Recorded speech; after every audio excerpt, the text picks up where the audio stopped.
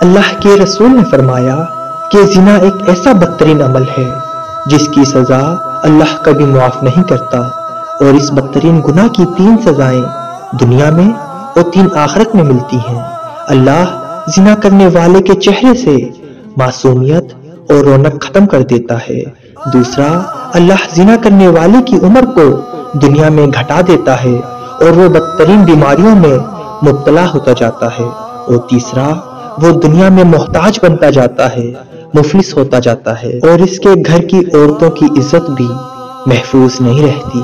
اور جو آخرت میں اللہ نے 3 سزائیں رکھی ہیں، ان میں سے پہلی سزا یہ ہے کہ اللہ قیامت کے دن ایسے انسان سے ناراض ہوگا اور اس کے نامہ اعمال سے نیکیاں گھٹا دی جائیں گی۔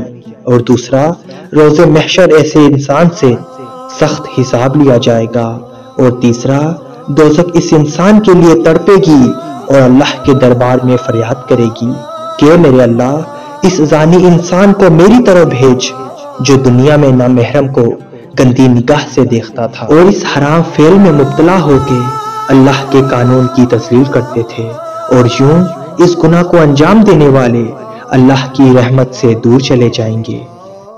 یا اللہ، ہمیں اس بدترین گناہ سے بچنے کی توفیق عطا فرما۔